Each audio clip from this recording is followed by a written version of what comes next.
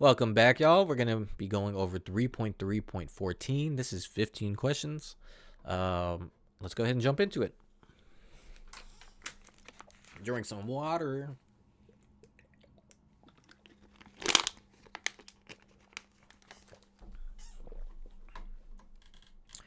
Which type of internet connection is often the only option in rural areas?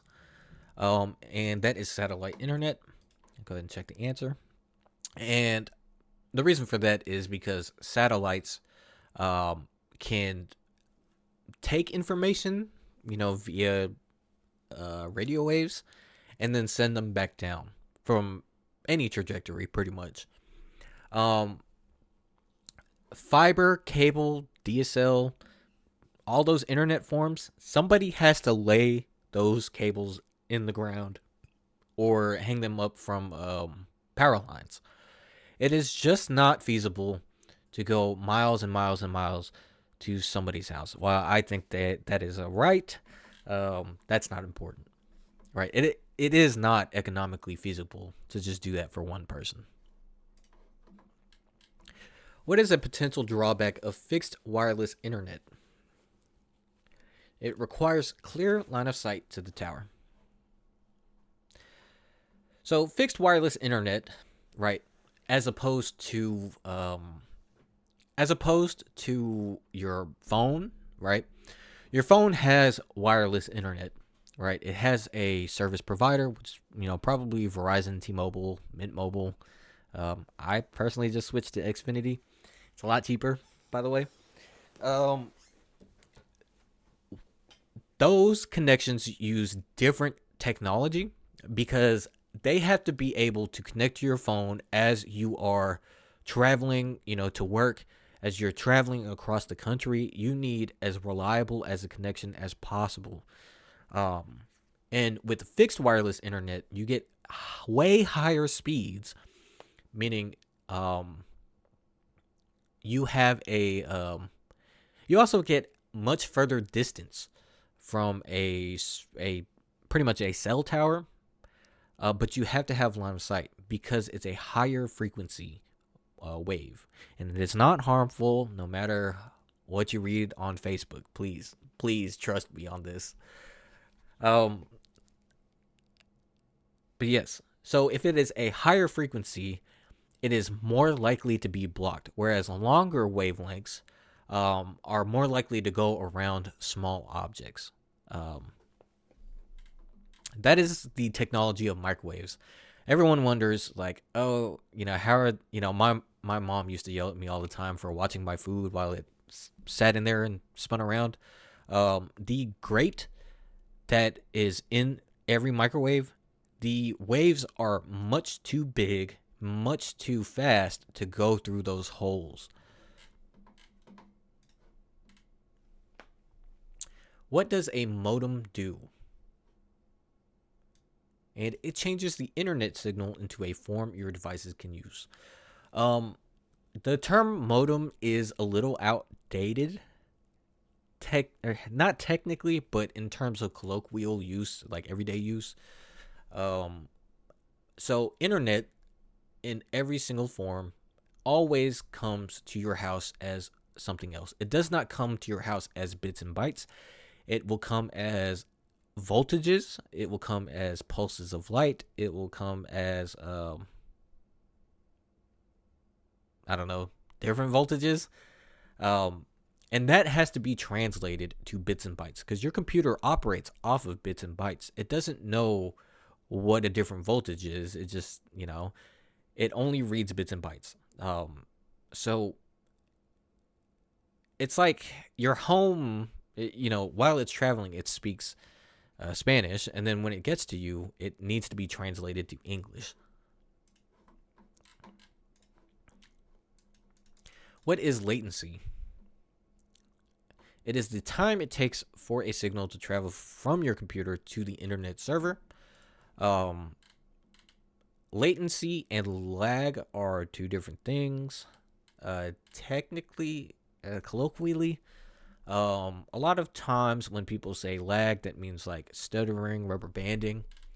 Latency can be lag, but it is the delay between if you're playing an online game, you press a button, and how long it takes for that action to happen on screen.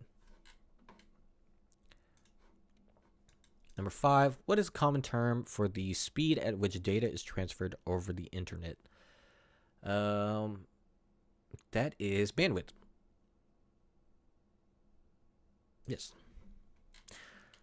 I like to think of data and electricity. Remember that it's usually electricity, but I like to think of it all as water.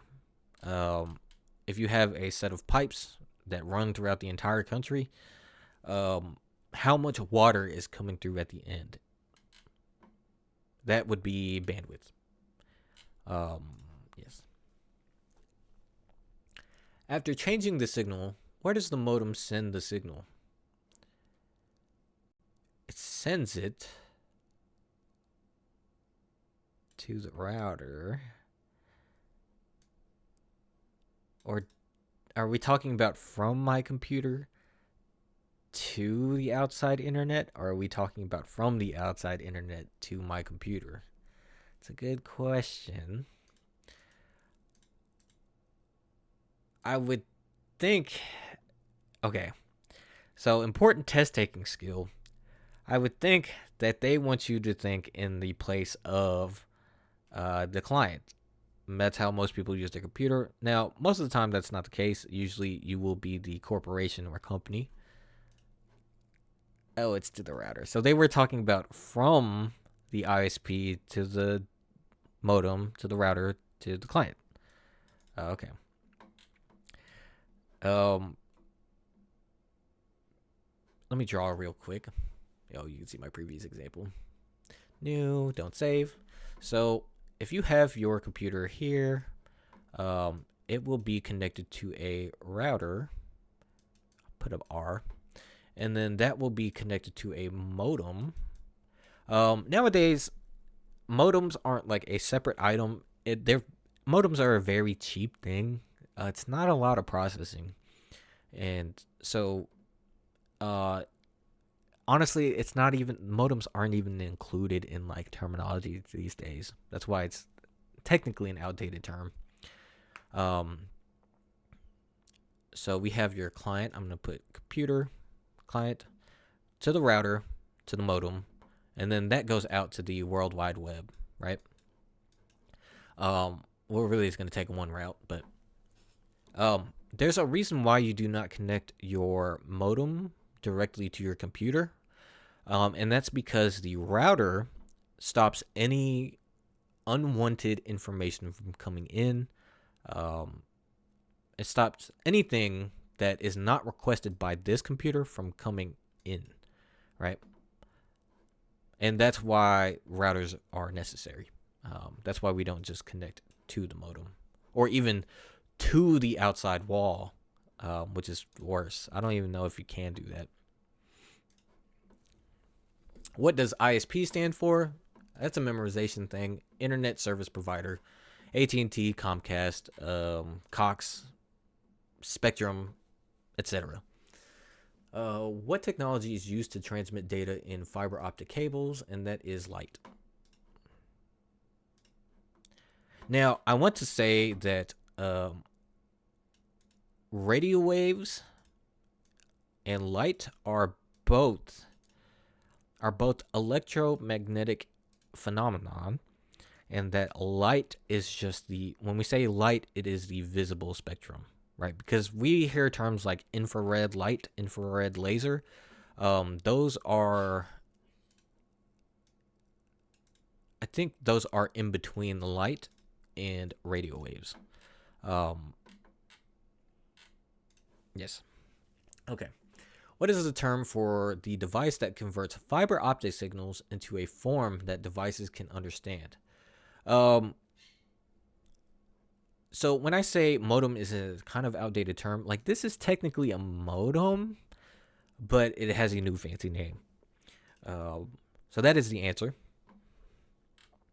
It converts fiber optic signals into a form that devices can understand. That's what a modem does.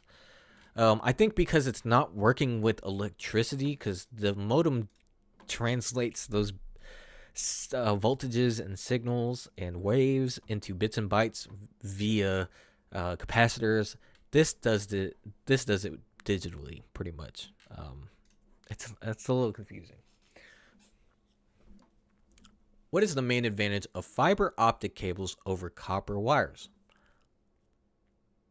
So, what is the advantage of fiber optic? Higher speed, higher bandwidth. Yeah, it's it's just better technology in every way but cost. Um, it is not an easier installation, and that's because we've had ages of dealing with copper wire.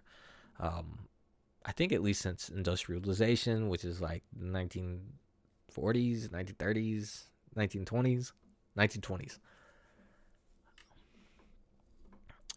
And I want to say that linking two fiber connections together without the because you lose a little bit of um, clarity as you go through connectors.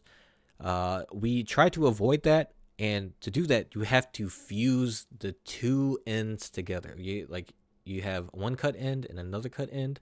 You have to fuse them together with heat, and you have to, with skill, you have to make it basically seamless on almost an atomic level. Okay, number 11. I don't want to take too long. I'm taking a minute per question. What is the main drawback of DSL internet? Limited availability, high costs, requires special, probably signal attenuation over distance. Yes. Signal attenuation is the decrease in signal over time. If you've ever seen a car with broken shocks hit a curb, you'll notice that it goes boom and it bounces really hard and then it starts diminishing. That is attenuation. Number 12. What is the main difference between ADSL and SDSL? I actually do not know the answer. Let me read through these. ADSL is faster than SDSL. ADSL has equal download and upload speeds, while SDSL has faster download speeds. ADSL has faster download speeds than upload speeds, while SDSL has equal download speeds and upload speeds.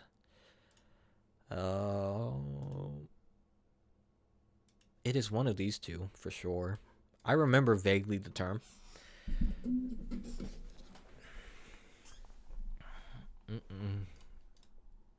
Asynchronous and synchronous, probably. Oh, well, yeah. Asynchronous or synchronous would have equal download speeds. Yeah. Asymmetric and symmetric. Good test taking tip. A and S. Asynchronous, synchronous. It goes.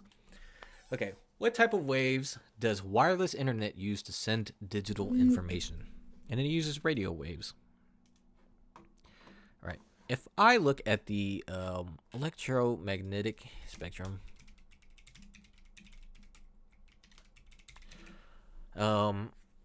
we see this. So this is the visible spectrum. X-rays are here. This is the visible spectrum. Sorry.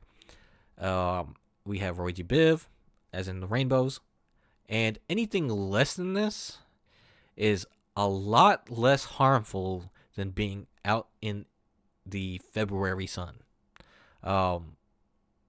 Anything more than this, this is being out in the sun realistically.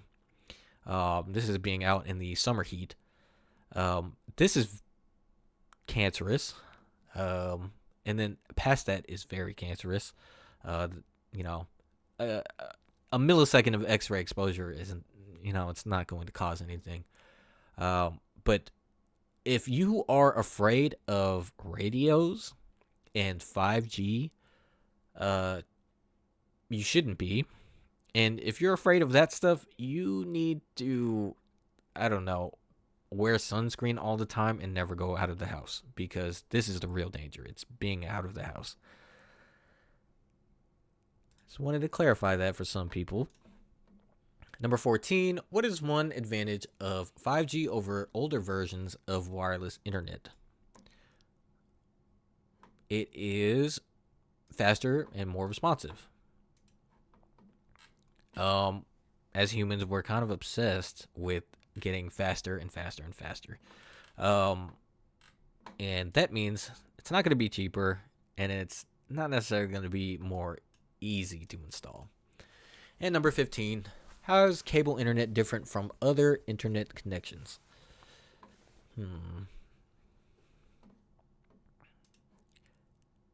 Yes.